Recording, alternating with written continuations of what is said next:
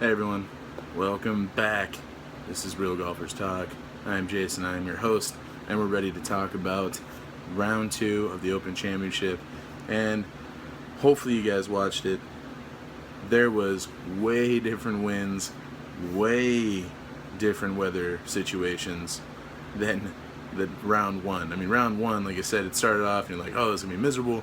Then sun, barely any wind, it was like perfect conditions. And then round 2, it was rainy, it was wet, it was windy, and then it kind of stopped, and then it came back, and it was a bunch of different things going on.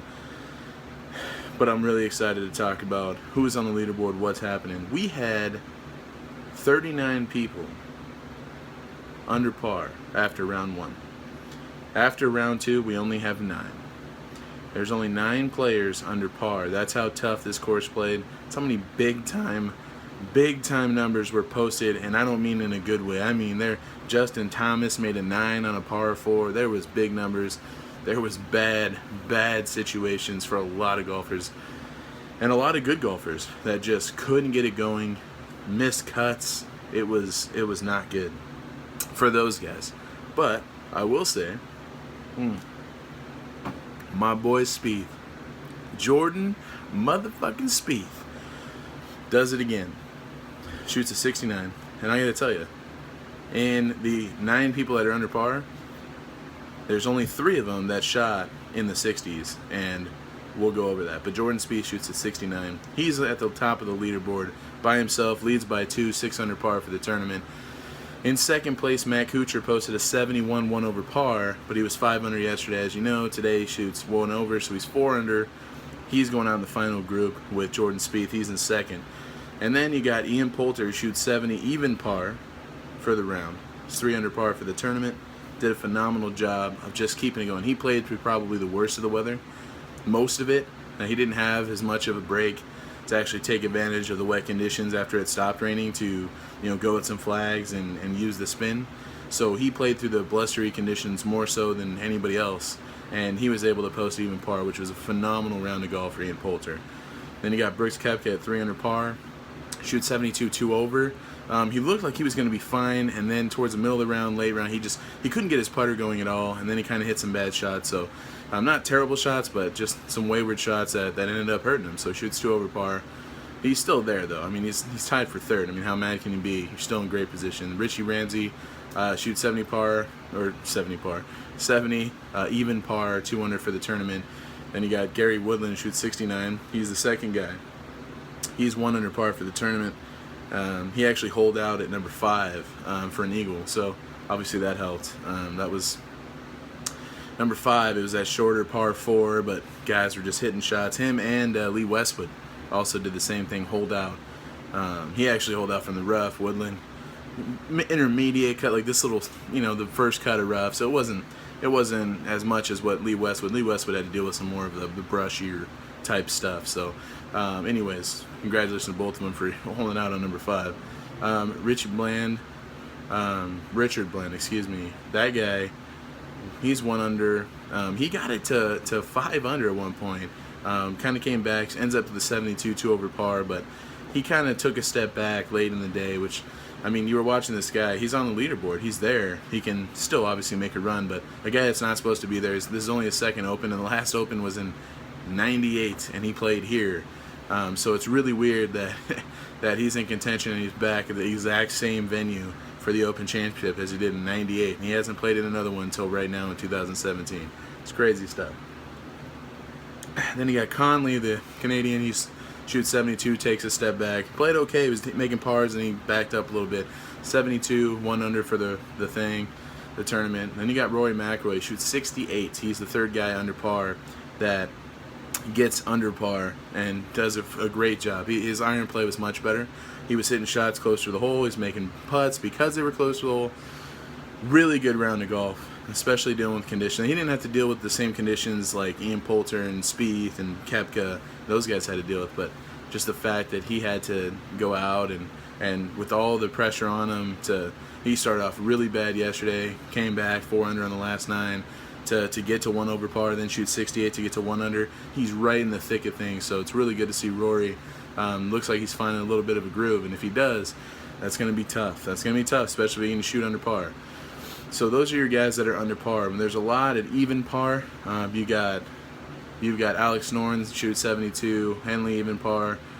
He shoots 70. Matsuyama actually backed up. He got it to 300 at one point. He's back to even par. Shoots 72. Chan Kim shoots 68, 2 under to get to even par. Jamie Lovemar shoots 69, even par. Loughton shoots even par. Well, he has even par. He shoots 72, 2 over for the day. Kind of took us to Charlie Hoffman, 73, 3 over par. He's at even par. Rafael Cabrera-Bello, even par, 73.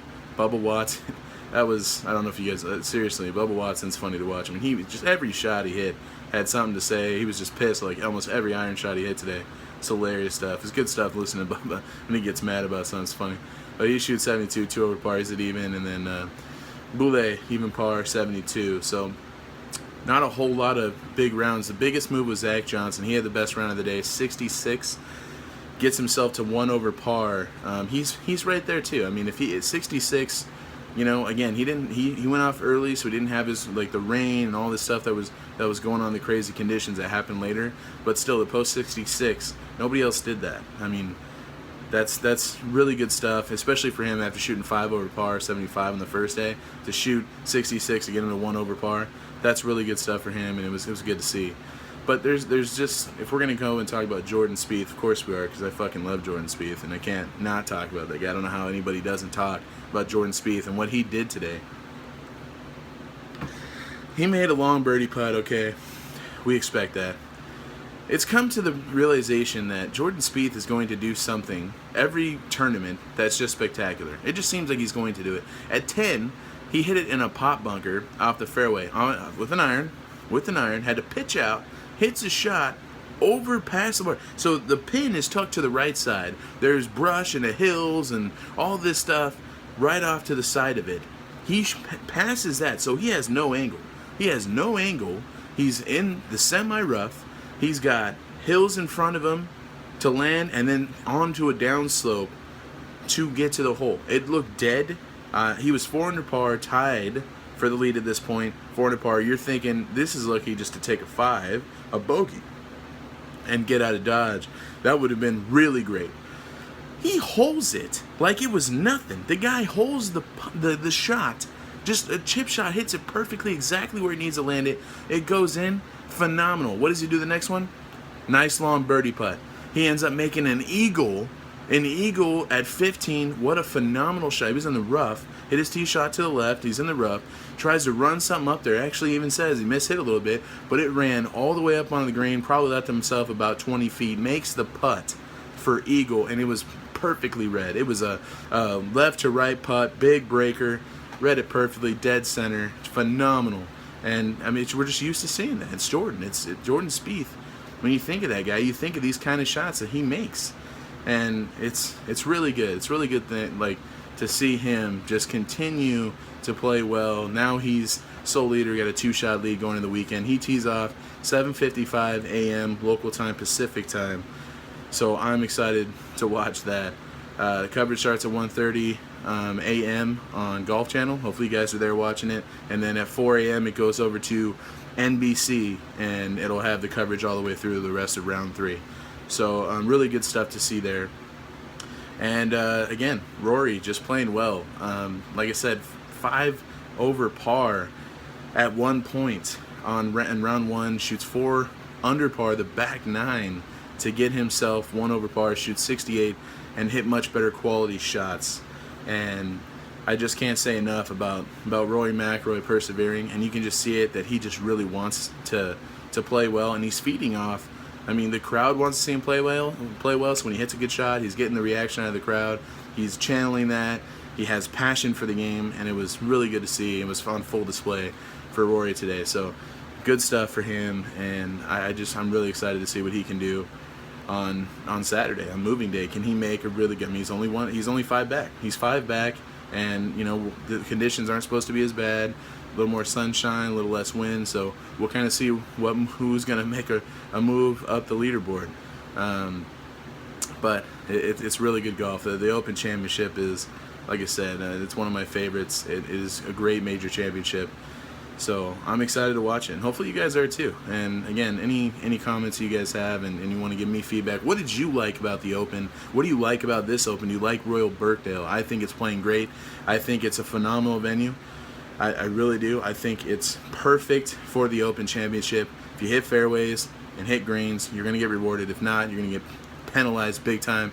If somebody knows that, it's Justin Thomas today after that 9 on the par 4. So really good things to see, and it'll be an exciting weekend. And hopefully you guys are there joining me, watching it, and then joining me on Real Golfers Talk to talk about more things and hear what I have to say, and hopefully leave some comments. Leave me some comments. What do you guys like about it? So I'm excited to talk about that. But right on, guys, it's getting to that time to go drink some more beer. Thank you for joining me. I'm excited for round 3 of the Open. Hopefully you guys are too. I'll post another video tomorrow, leaving every detail about it. Thank you very much. I'm Jason. See you guys next time.